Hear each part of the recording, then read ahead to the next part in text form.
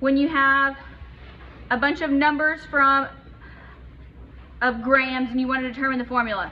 If they give you a percentage, make it in grams. To do that, you assume you have 100 grams, drop the percent sign. If it's already in grams, you don't have to do that anymore. Next, you go from grams to moles. Since we're doing with each element, you get it from the periodic table and using the molar mass. Then you write your pseudo formula, where you put the moles that you've just calculated as the subscripts. Of course, it's a pseudo formula because we are not allowed to have decimals in a chemical formula, but that's our starting point.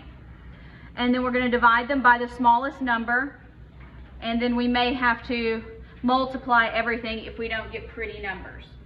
So we did one example last time, so let's do a few more. I really like these calculations. They're really useful.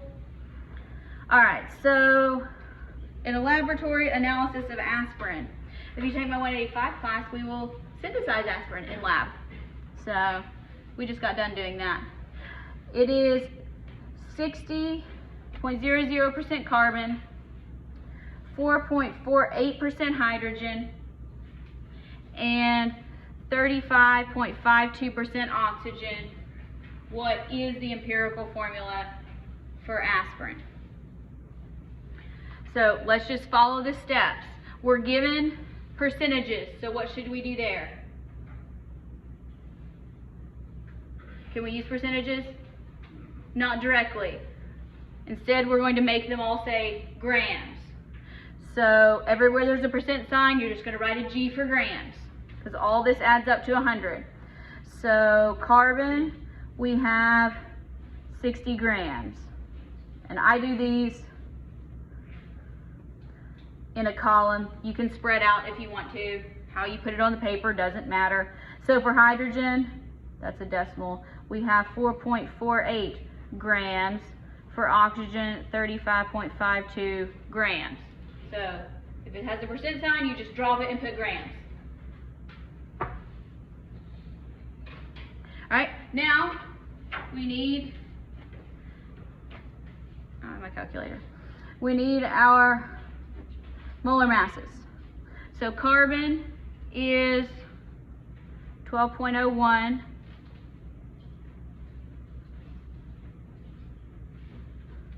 We're just going to write these all out. Hydrogen, 1.008.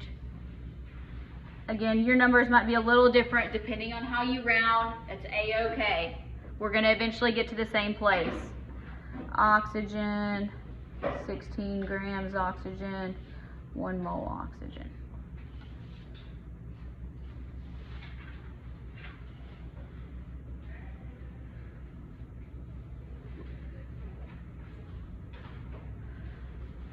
All right, I don't have my calculator with me. Somebody tell me. 4.995. Okay. Moles of carbon. How much hydrogen? 4 point something. 4-ish. 4.444. We'll go with that. Moles of hydrogen. Oxygen, it's going to be a little bit more than 2.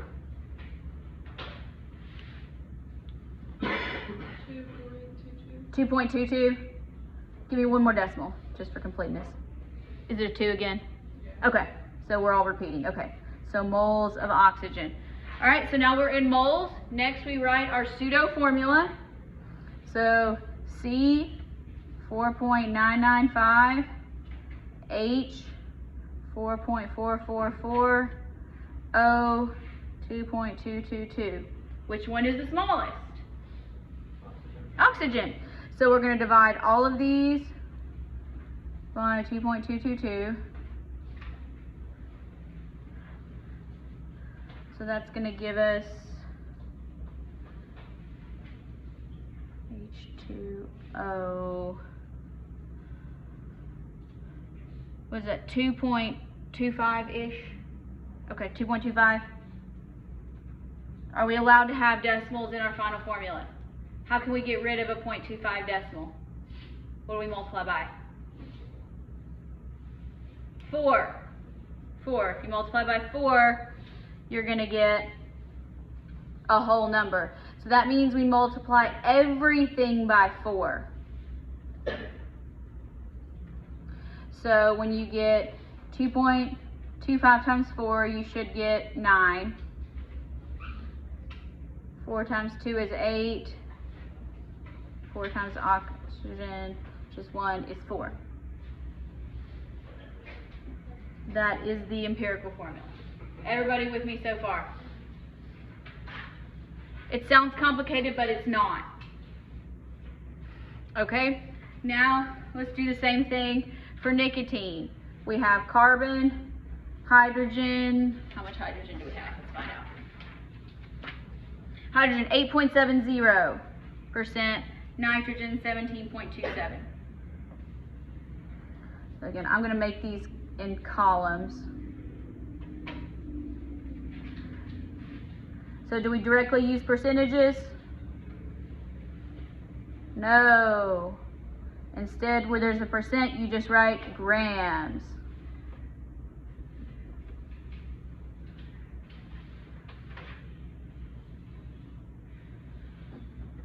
Use your periodic table. I've done this enough that I pretty much have a lot of these learned. You will too. Just keep trying.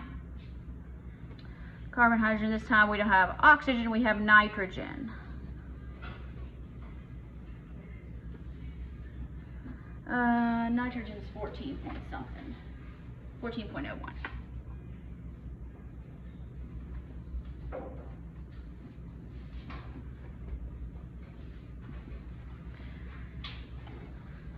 All right, how much carbon do we have?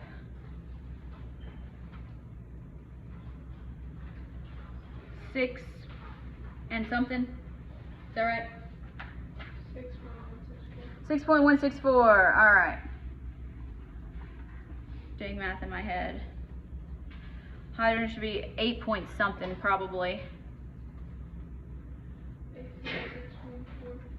8.614, okay. And nitrogen a little bit more than 1. 1.233, that'll work. Moles nitrogen. Okay, now that we're done with that, let's write our pseudo formula. When you work these the same way each time, you're less likely to make errors. This is why I give you the steps. It's a great way to study too. Write the steps. 1.233. All right, which one's the smallest? Nitrogen, 1.233, so let's divide them all by that.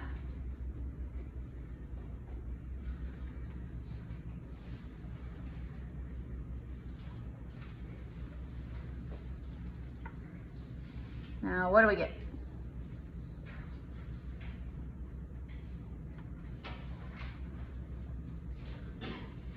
Nitrogen should be 1. What's carbon? 5, okay. Hydrogen should be somewhere around 7. Again, if it's 6.98, that's 7. If it's 7.02, it's 7. All right. So that is our final empirical formula. Yes? Very good. Let's go one more step further. And let's talk about the molecular formula. If you remember, the molecular formula represents the actual number of atoms in each molecule. The empirical formula is the smallest ratio. It may or may not be equal to the formula for the actual molecule. So we can determine how to do that. The molecular formula is always a multiple. And when I say a multiple, I mean like 1, 2, 3, or 4. We're not going to be multiplying by 2.3. It's an integer. So, to determine the molecular formula, you need to know two things. You need to know the empirical formula, and you need to know the molar mass of the compound. So, when you do this, you take your steps and you go through exactly the same way you calculate the empirical formula from your experimental data.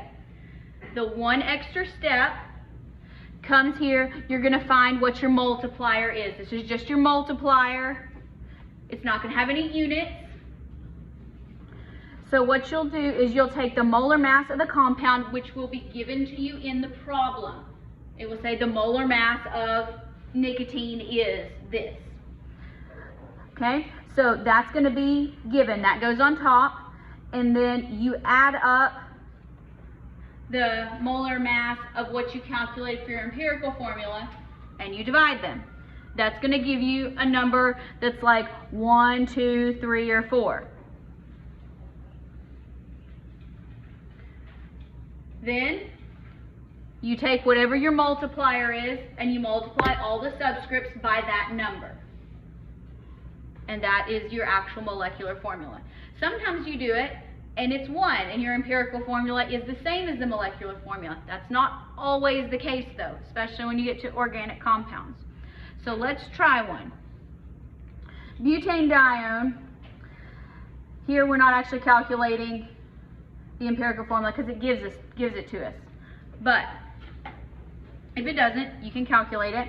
And its molar mass is 86.09 grams per mole. That's molar mass. All right, so we're already given the empirical formula. On your homework and probably on the test, there'll be one where you get experimental data, have to do the empirical formula, and then do the molecular formula. There's some practice on the study guide, so don't worry. Okay, so we know we need to find our multiplier. So our molar mass that we're given is 86.09. You can put grams per mole if you want to. Now we need the molar mass for our empirical formula, which is this. So C2H3O. So let's just add it up like we do any other compound. 2 carbons, 12.01, 3 hydrogens, 1.008, plus 16. What's that? 24.02 plus 3.024 plus 16.